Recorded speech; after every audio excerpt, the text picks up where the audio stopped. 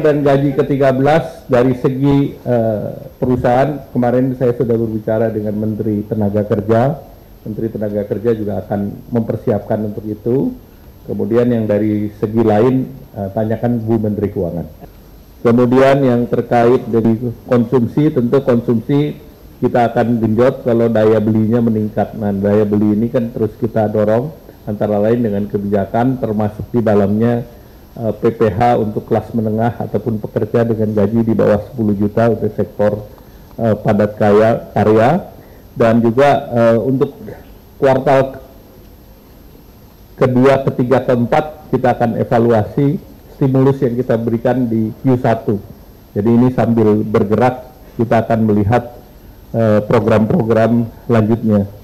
Kemudian terkait dengan efisiensi anggaran, kementerian dipotong 52%. 52,5%. Jadi untuk menunjukkan simbol bahwa kita dipotong, memang lampu kita matikan supaya wartawan berasa. Kalau nggak, wartawan nggak berasa. Nah, kemudian tentu kita akan optimalisasi agar pemotongan anggaran ini tidak berefek kepada apa yang akan dicapai. Kemudian terkait dengan perang dagang China dengan Amerika ataupun yang lain, memang kita masih menunggu kebijakan apa yang harus kita maksimalkan, namun dengan dibebankannya perdagangan atau biaya masuk terhadap China 10%, nah tentu kita harus menjaga perdagangan ilegal yang masuk ke Indonesia. Jadi kita kunci pasar perdagangan ilegal karena kita tidak ingin barang itu mencari market lain yang besar.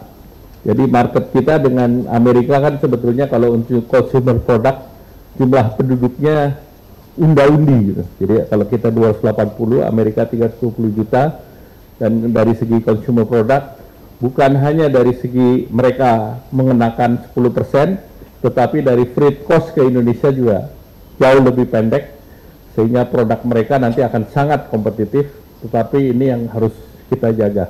Tetapi memang di lain pihak, Cina sendiri atau Tiongkok sendiri membutuhkan barang-barang dari Indonesia dalam supply chain-nya, terutama baja dan turunannya.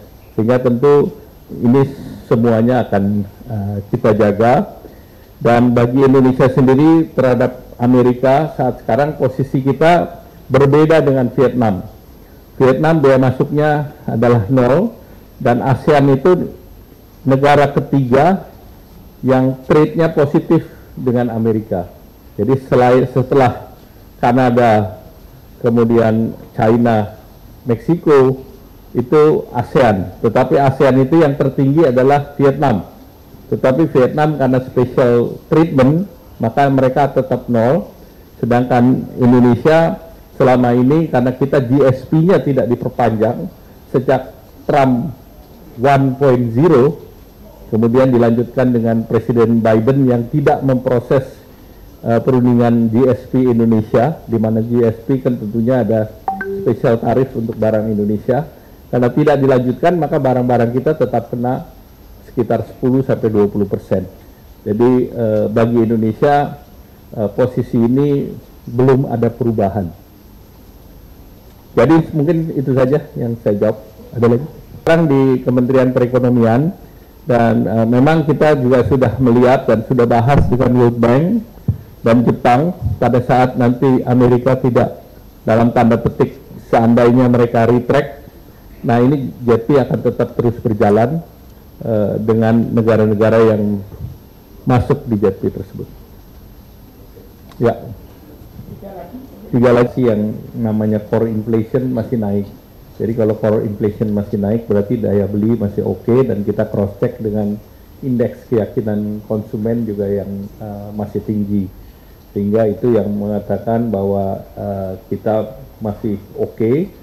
Dan deflasi itu terjadi memang karena administered price. Administered price itu terutama untuk listrik yang 50% itu kan hampir 90% daripada pelanggan listrik. Jadi hampir keluarga itu kena semua gitu. Jadi tentu ini merupakan tabungan kita untuk inflation ke depan, terutama nanti menjelang hari Lebaran biasanya naik gitu. Jadi kita punya tabungan yang cukup untuk inflasi. Artinya ada jarak lah untuk kita bisa mengejut pertumbuhan, dan inflasi naik sedikit, ya aman lah kita. Kemudian yang terkait dengan target yang 5,2%, nah tentu memang dibandingkan dengan peer, pertumbuhan kita ada relatif di atas rata-rata. Dan kedua, tentu situasi di tahun 2024 kemarin juga, walaupun ada pemilu maupun pilkada, terkait ketidakpastiannya juga relatif tinggi, dan ada yang juga bagi Indonesia sangat berpengaruh, yaitu harga komoditas yang relatif melandai, dan komoditas yang dalam tanda petik imun terhadap gejolak-gejolak, terutama juga di harga minyak. Sehingga dengan demikian memang kita punya revenue dari ekspor relatif tertahan. Kalau proyek USAID saya tidak monitor, tapi kalau kita lihat sih sebetulnya tidak ada proyek USAID yang relatif besar, jadi kita relatif tidak terpengaruh. Kemudian apakah efisiensi anggaran berpengaruh? Nah tentu kita akan monitor selanjutnya, dan kita berharap bahwa dengan seluruhnya sudah disepakati anggaran, kita bisa berharap bahwa kementerian sudah mulai bergerak kembali, ditambah lagi nanti dengan pelantikan dari kepala daerah di bulan Februari. Tentu juga ada pengaruh daripada belanja daerah. Kemudian terkait dengan insentif fiskal, ini saya pikir ini proses dokumentasi terutama dari PMK sedang berproses, dan relatif dari segi konten sudah selesai, dan insentif ini arahan Bapak Presiden dilaksanakan. Dan gaji ke-13 dari segi perusahaan, kemarin saya sudah berbicara dengan Menteri Tenaga Kerja. Menteri Tenaga Kerja juga akan mempersiapkan untuk itu. Kemudian yang dari segi lain, tanyakan Bu Menteri Keuangan. Ya itu tanyanya Menteri Keuangan. Persiapan sudah ada. Ya saya rasa itu saja yang saya jawab. Apa? Itu sudah jelas. Terima kasih.